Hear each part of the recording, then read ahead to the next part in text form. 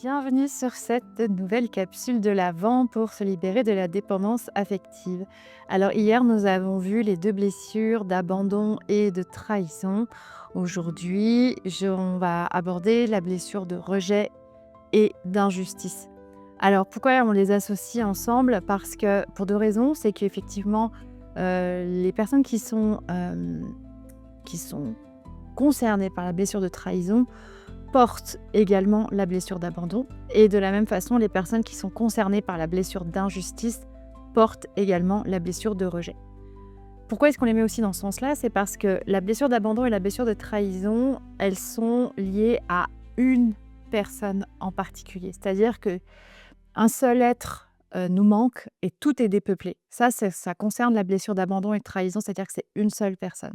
En revanche, la blessure de rejet et la blessure d'injustice, là, on est beaucoup plus sensible au regard de tous les autres. D'accord? Donc, c'est pour ça que la manifestation dans la dépendance affective va être plus un mode de fuite dans la blessure de rejet et dans la blessure d'injustice, alors qu'on va être plus dans un comportement de toujours courir après l'autre dans la blessure d'abandon et dans la blessure de trahison. Mais dans les 2 cas, on est dans une forme de dépendance, c'est-à-dire que, dans les 2 cas, on est en alerte par rapport à ce qu'il se passe à l'extérieur de nous et non pas à l'intérieur de nous.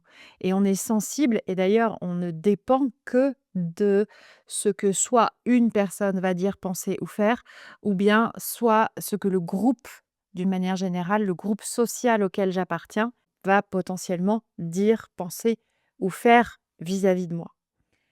Et donc ça, c'est très intéressant et très important de le voir. Donc après, effectivement, ça va se manifester de différentes manières. Peut-être qu'au travail, on va plus faire émerger notre blessure de rejet ou d'injustice, alors que, dans notre vie affective, on va être plus soumis à la blessure d'abandon ou de trahison. L'idée, c'est qu'en fait, on a toujours une blessure, principale qui, se manifeste, de façon plus forte, mais on porte un peu tous toutes les blessures.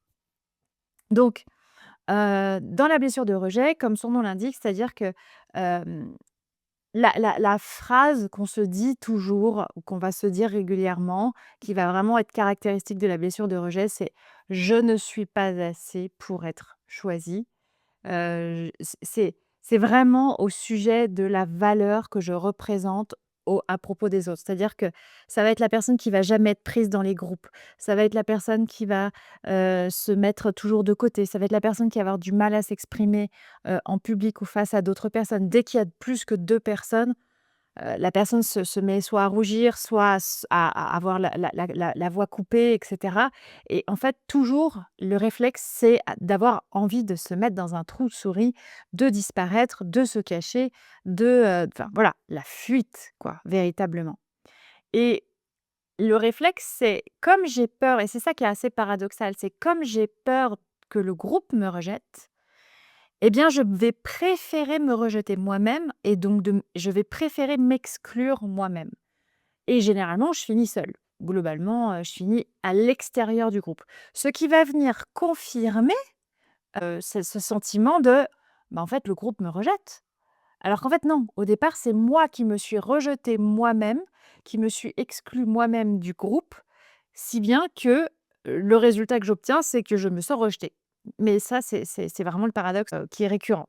Donc, l'idée, c'est ça, c'est je vais m'effacer pour éviter d'être mis de côté, mais à la fin, c'est moi qui me mets de côté tout seul ou toute seule. Et pour la blessure d'injustice, il y a vraiment, quelque chose sur le besoin de prouver que l'on mérite. Et là-dessus, il faut rajouter la petite notion de cette moralité du devoir.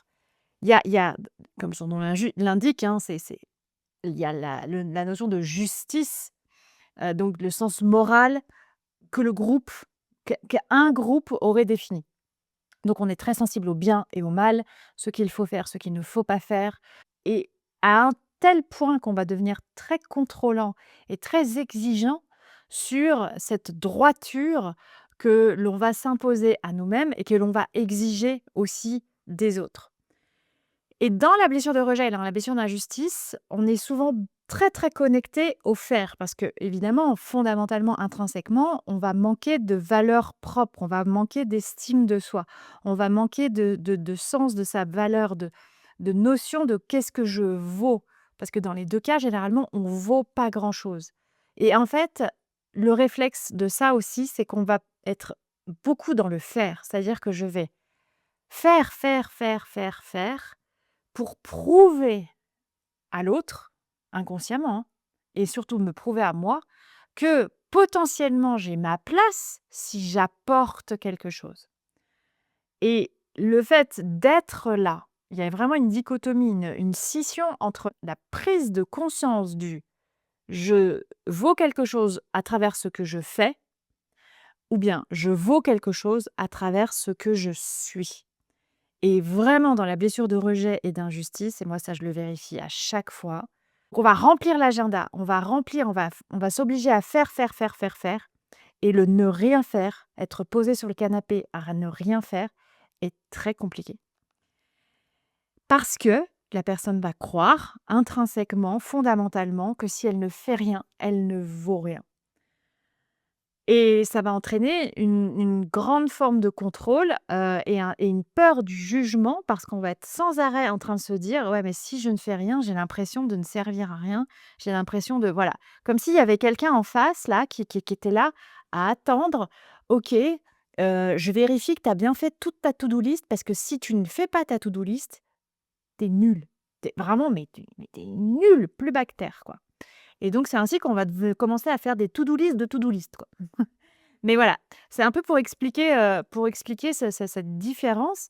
Et donc, dans la dépendance affective, quand on est face à quelqu'un qui est dans la blessure de rejet ou d'injustice, on va avoir quelqu'un qui est fuyant, et parce que la personne n'est pas attachée à une seule personne, donc à l'objet de l'autre dans le couple, mais attachée à ce que les autres vont pouvoir penser de lui ou d'elle, indépendamment de ses besoins, hein, parce que son besoin à lui ou à elle à l'instant T, c'est probablement d'être en couple avec toi ou voilà, parce qu'il est probablement très bien. Mais il va renoncer à ses propres besoins à ce moment-là, en faveur du groupe et de ce que pourrait penser le groupe de lui. Donc si cette union, pour une raison X ou Y, n'était pas morale, alors là, laisse tomber, hein, c'est le bout du monde, ça n'arrivera pas, ça sera impossible. Bref, voilà un petit peu pour illustrer les choses, et là encore, je t'invite à aller, écouter ou réécouter, les 2, podcasts, les 2 épisodes que j'avais faits en lien avec la blessure de rejet et d'injustice, qui vont t'apporter d'autres éléments de compréhension. Et aussi toujours, évidemment, toutes ces blessures, tu vas les retrouver aussi encore plus approfondies, dans mon livre «Envie», pareil, dont tu trouveras les éléments, dans, la description. Et demain, on va aborder la dernière blessure, donc la blessure d'humiliation, pour clôturer cette mini, session des 3 blessures, des 3 capsules sur les 5 blessures de l'âme. Et donc n'oublie pas d'ici là que tu es la personne la plus importante de ta vie parce que tu dois t'observer toi-même pour pouvoir identifier comment ça se joue dans tes comportements, pour identifier quelle est ta blessure principale.